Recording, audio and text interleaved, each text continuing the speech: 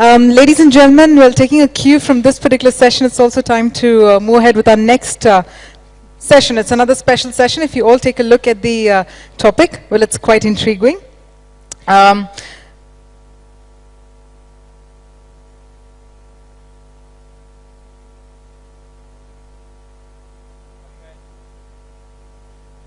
Mr. Parminder will be back in the panel discussion, but before that, it's time for a very intriguing session there. We have with us, ladies and gentlemen, one of the most sought-after speaker on marketing, digital brand management and startup, who comes with 30 years of experience helping big brands with marketing and branding input. Can we have a very huge round of applause for the founder and CEO of Pinstorm, Mr. Mahesh Murthy.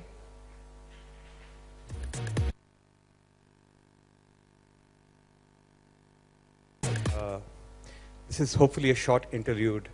I don't have a set of slide decks or presentations to make. I just wanted to put forth some stuff that has occurred to us lately.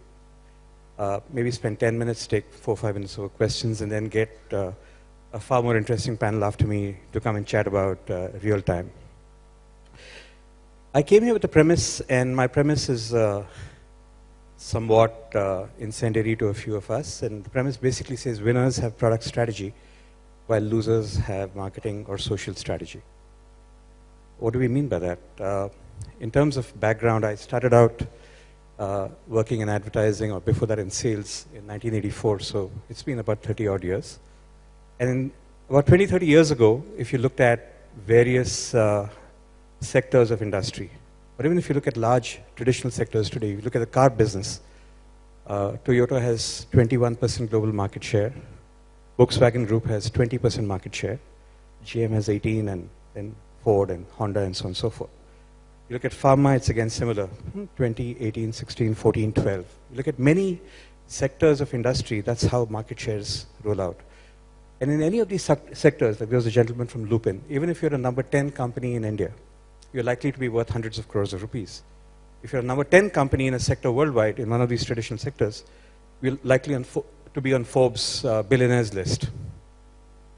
And that's true of a lot of sectors. And you can run a really successful number 10, number 15 company in a sector and be a very comfortable person. But fast forward to the kind of businesses that have really started coming up in the last 5, 7 years. Instead of cars, come to electric cars. In the luxury electric car business, one brand has 100% market share, or 98% market share, that's Tesla. BMW is 0.6% in that market. If you go from encyclopedias to search engines, Google has 90+% global market share, while Microsoft's Bing has a 4% market share. This is supposed to be an era of greater competition, but essentially what you're seeing is actually it's leading in a very strange way to greater dominance. You look at the energy drinks market. Red Bull has a 44% market share, while Coke and Pepsi together have 11% market share. And you take industry after industry, you take social networking. Facebook has 80+% market share. I don't even know who's number 2. You take microblogging, and Parry was here, Twitter has 100% market share. There is no number 2. You take marketplaces globally, there's eBay and there's no number 2. You take video platforms online, there's YouTube, and I challenge you to name the number 2. You take e-com globally, and Amazon is 8 times bigger than anybody else. So we're essentially moving increasingly, whether it's offline or whether it's online, from an age where you could have a successful run as a number 10 company to an age where even if you're number 3, you don't matter. Who's the number 3 in online video? Who knows and who cares? Who's the number 3 in social networking? Who knows and who cares? Who's the number 3 in Twitter, in microblogging? Nobody. Who's the number 3 in email? Who knows and who cares? Right? And what's really interesting, so, I mean, one of the really interesting things is that the world, in terms of broad business strokes, is moving to a world of greater dominance for the leaders, where the big become bigger and bigger, and the, small become, in some cases, smaller and smaller. Into this world, now let's see what are the common or defining characteristics of these guys that we talked about. Or even take Zara in women's fashion, $21 billion in revenues, more than 10 times larger than Calvin Klein or anybody else. One of the really interesting things about all these brands I've named, whether they're offline brands like Zara or Red Bull or whatever, or online brands like all the ones that we've named, whether it's Facebook, Google, Twitter. One of the really interesting things about all these brands is they don't advertise. And that's really what's really interesting. When have you ever seen a Zara ad? Zara has grown to $21 billion in sales without ever releasing an ad. You never see Zara in the fashion magazines. Where do you see anything from Red Bull? Red Bull doesn't advertise, it markets. Where have you ever seen Google advertise, or Twitter advertise, or Facebook advertise? So one of the really interesting characteristics of this new generation that we're in, of companies that get leadership, is they've figured out they don't spend on advertising to get there. Right? So this is really unique. What does it come from? So what does this leadership come from? This leadership, in every single case, comes from extraordinary word of mouth. You heard of Zara, you never saw an ad. Apple did that till iPhone 4. And we'll talk about that again. So this extraordinary word of mouth that we're talking about has led to extraordinary dominance and huge profitability for each of these companies. And how do you create this extraordinary word of mouth? You create it by building a product, by building an offering that is so unique, that is so remark-worthy, that is so delight-offering, that your consumers and other stakeholders in the industry talk about it. Somebody told you about Zara, she wasn't paid to tell you. Somebody told you to get onto WhatsApp, you must be on WhatsApp. He wasn't paid to tell you. Somebody told you to get a Gmail account, he wasn't paid to tell you. Somehow, each of these brands have managed to capture extraordinary consumer evangelism for free. And increasingly, when your marketing or your advertising budget is zero, and a great example of that is WhatsApp, that got sold for $21 billion and made that famous statement saying, well, what do you mean marketing budget? I don't even have a marketing person in the company. We have no marketer in the company. The company is a consumer product, which reaches 600 million people around the world and got bought for $20 billion. To put that in perspective, $20 billion is, the Tata Group in India has a market cap of $80 billion. So the value of WhatsApp is 1/4 of the entire Tata Group of companies worldwide. So now it comes down to this entire point saying, if you're out there fight, and we've seen that in our own industry companies. One of my hats I wear is I invest in startups. Redbus grew to 850 crores in revenue. And we sold the company before we ever advertised. And the advertising was also a bit of a giveaway because my CEO funny came and said, Mahesh, you never let us advertise. Now at least company to big up, so let's spend. So we spent 6 odd crores in a month. And I asked him what happened later. He said, Kuch nahi hua. Even after spending 6 crores in a month, right? Carvale is another case in point. They grew to 65 crores in revenues, which is larger than the combined revenues of most other car magazines in India. And they advertised for some kicks last month. They didn't need to. They did that more for a particular strategic objective, but not to really grow the product. So increasingly, we believe more and more so that the winners in the sector, and it's more and more important to be that winner, because if you're not number one, if you're not number two, you don't matter. So how do you get to be that number one? And I think that's really what's interesting. You find that niche where you can play. You don't try to be the master of 25 niches.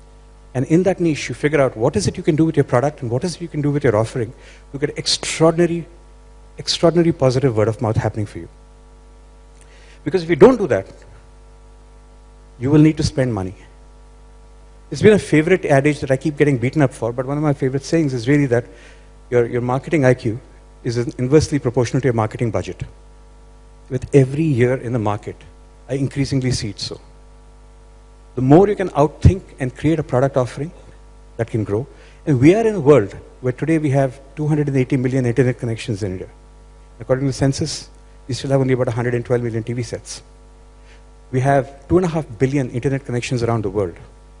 There is already an environment out there which is ready to spread your message and take it across. The question is, do you really have a message worth taking across? And those messages that get taken across can be anything from Charlie bit my finger, all right? Or in the case of the gentleman from the pharmaceutical world, there was a bunch of smart people who got together and said, we want to raise a huge amount of awareness about this very minor disease called ALS. And they did the Ice Bucket Challenge, which went around the world, got heads of state and Obama and various other people involved for free. and raised $75 million in the first 4 weeks on a zero ad spend. There is a different way. I grew up in a world, I come from the traditional advertising world. I grew up in a world where you were told pretty much that you have to spend to win. Thankfully for entrepreneurs, thankfully especially for people in the digital world, every business today is in the digital world, whether it's Redbus or Red Bull, you are in the digital world. There is a different way. If you can't outspend, you actually now can outsmart. These are two valid ways. So you can figure out, do you want to win this business by having a 500 crore budget or a 5,000 crore budget? Or do you want to win this business by maybe spending another 5 crores or 50 lakhs, 5 rupees, or whatever it takes on building a better product, on building a product that already has this idea of delighting consumers and being able to travel through word of mouth to spread itself. It's a short time. I think I've done with my 10 minutes. I'll take a few minutes of questions before I call. Are you guys awake? Any questions? Anything I can answer? Questions? Thoughts? Barry, do you agree? Disagree? Barry agrees. Your question, ma'am.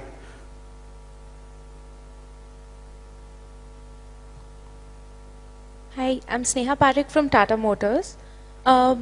The point that you made on having a great product that sells by itself, if we do not have enough marketing budget or if we do not want to spend that much, I think that it probably works for a product that is there in the market or an extension or even something that is known to people. But if you're bringing Can I interrupt you, ma'am? 1 second. Can I say something that will make me very unpopular with you? Can I say something that will make me very unpopular with you? You have an extraordinary product in the Tata Nano. You screwed it up because you advertised it and because you marketed it. I swear to you, if you did nothing, you would triple the sales of that product. You so screwed it up with bad positioning, bad advertising. You just had to put that product in the showroom, it would have been picked up. I'm sorry. I truly believe that. I drive a Nano, right? I love the car, and I bought it in spite of everything you did. I'm sorry, I genuinely mean that. I mean, that's one of the best products any car company has built anywhere in the world. My God, what did you do with that? I'm sorry, I'm not going to be very popular with you. No, that's fine. Sorry, so, for a product like Nano, which was, the first in its segment or first in its class, it was very popular and discussed in the media even before it got launched. So that had its own story. But if you have a new brand in a competitive market, where there are already, say, 5-6 players there with a similar offering, not completely same, you have some differentiators, still you need to reach out and talk, so let me explain your point. point. You're right. And in fact, I read a really influential piece by this guy called Peter Thiel. And he talks about the fact that everybody says competition is good. But actually, competition is a horrible thing. Because what happens, and you've seen that in the Indian e-commerce industry is a great example of that. When you have people who compete, in any sector where there's competition, the profits go out of the sector. Because you spend, I spend. He spends, they spend. You discount, he discounts. She discounts, they discount. Finally, at the end, in that entire sector, there's no profit left. So why would you ever want to launch a car in a competitive segment? Why wouldn't you try to do something in a monopoly segment? He says the big successful businesses that we talk about, Google is a monopoly, Twitter is a monopoly, Facebook is a monopoly, Red Bull is kind of a near monopoly, Zara is a monopoly. Why don't you build a product aiming for a monopoly? That's my point exactly. A great product strategy will save you the trouble of trying to spend money to market a Me Too product. The problem is you deliberately set out to build a Me Too product, you deliberately set out to build a commodity car. Oh, we need an A-class sedan, oh, we need a B-class sedan, oh, we need a C-class sedan, oh, we need a D-class sedan. Who says you do that? You don't. Why don't you build something as innovative as a Nano every time? And you'll find that you don't need to sell that. It'll sell by itself. A great example is the Tesla. It's won every single award in the world, the best car in the world. They're out there, they're building $2 billion battery factories. They have a 100% market share in their segment, 100% market share in automotives. So it really, you're actually emphasizing my point, which is, my point is, why did you choose to be in a segment where you can't win? Why would you do that? Unless you have a great need for spending money to say, yes, I have a 500 crore budget, I'm better than that person who has a 400 crore budget. I actually believe the opposite. If somebody can beat you with a 50 crore budget, that person is smarter than somebody with a 500 crore budget. I've really lost all points with you, right? You won't even talk to me again. No. You've answered it. Thanks, ma'am. More questions? Sir, you're the gentleman from Lupin, right? Yeah. You also hate me already? No, not at all. Okay. But my question is, what you talked about is definitely very much relevant to many of the other industries.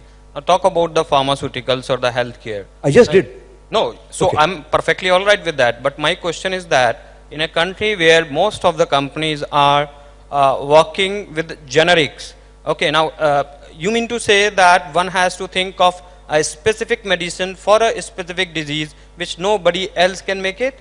Not and necessarily, then sir. how you would be reaching to... Not necessarily, sir. yeah, When I then, say product, I don't just mean product. I mean your entire brand offering. I mean, if there are 5 companies making a generic product, I mean, an energy drink is an energy drink. All those energy drinks have the same. They have glucose and they have taurine, they have, thiamine. All of them are the same. Yet, why do you pick a Red Bull, at 95 rupees for a 200 ml can, or any other drink which is 20 rupees for a 300 ml can? Even Coke is 20 rupees for a 330 ml can. Why do you pick a Red Bull at 95 rupees? Because you have built something out there with extraordinary word of mouth and extraordinary consumer delight. So there is something to be found. If it's a set of generics, so you have the issue, Abbott has the issue, many people are getting to generics. But even in generics, you can create a brand. What does Lupin mean? The problem is if you haven't made Lupin mean anything special, you will always be in the competitive set. How can you pull yourself out of the competitive set and into a monopoly set? That effort is something you can take. It can be taken. It means you have to stop thinking as, okay, in that category I am fighting Abbott, in that category I am fighting Sanofi, in that category I am fighting Aventis, in that category I am fighting Pfizer. But say, okay, fine, how do I take this somewhere else and make my brand Lupin to mean something really special that nobody else? And we can figure out what it is. It's not difficult. But if you think from the point of view that I want to create a monopoly instead of I want to be one of the competition, I think you can really do well. Mahesh. Hi. Sir. Umesh with Aryan Superstructures Limited. I really agree with you on the product strategy. It is, if the product strategy is absolutely correct, you are going to win. So be it example, we are talking about affordable luxury. Like we are into the real estate business. So we have chosen affordable luxury, So when we have created a gated community with all the amenities and yet affordable price right from 20 lakhs onwards, then people are bound to buy. I mean, last 3 years, what we have seen recession in the real estate segment, we have been doing well. No, it's true. I mean, we've seen it again. We work with a very large real estate market in the country. Today, in terms of conversion rates on real estate from online, we're getting 8.5%. It's ridiculous. In my life, in the last 11 years, I haven't seen conversion rates that happen in real estate. And we're apparently in a down market in real estate. Right? We're seeing extraordinary. So if you get the message right, if you get the product right, you're going to have the sales happen. And it's not going to require tons and tons of advertising money. Because to me, like I keep saying, you can outthink. Why do you need to outspend? Yeah? I think we're at a 15-minute mark. So, yeah? just one thing. Sure. So, what are your 3 takeaways, or 3 thought process making people think upon the product strategy? My first point is, why do you want to compete? Why not go and create a monopoly? That's the first point. There's no honor in competing because in a competition, everybody loses. What's the point of having a fight when everybody is going to die at the end of the fight? There's no point in being a last man standing. Because you're going to be standing and hurt while somebody else walks away with the actual prize. So first, go for a monopoly, don't go for a competition. Second, figure out what it is you can do to create an offering that is extraordinarily remark-worthy, that you really believe that some random person will tell somebody else on local train, boss, you must check that out. What is it you need to do to make that happen? Right? In some cases, for example, I keep laughing at my friend Alok, who went and renamed Vadala as North Cuff Parade. Right? But even unwittingly, what happens is people laugh about it saying, "Arey yaar, wo the Cuff Parade North hai, wo actually Vadada hai." Right? So at least somebody has now figured out because they changed the name of the locality. I think at one point, Alec Padamsi tried to rename Lower Parel as Upper Worli and failed, but he wasn't as smart as Lodha today. So the second thing is how do you find something that is remark-worthy? The third thing, and this is really interesting, is you can do this for a period of time, but somebody will catch up. So how can you make sure that you're always doing something that is always remark-worthy? Right? Just because you get one search engine right doesn't mean that you're going to be Google forever. You've got to get the self-driving cars right. You've got to get maps right. You've got to get mail right. So keep doing stuff, and you will fail. You'll have a Google Plus that will fail. You'll have a Google something else that will fail. Be open to failing. Right? But in each of these cases, even that company with $60 billion in revenues has a zero ad spend. It's all consumer product. Right? Those are, if anything, those 3 takeaways I can offer you. Great? Thanks. Ma'am, one last question.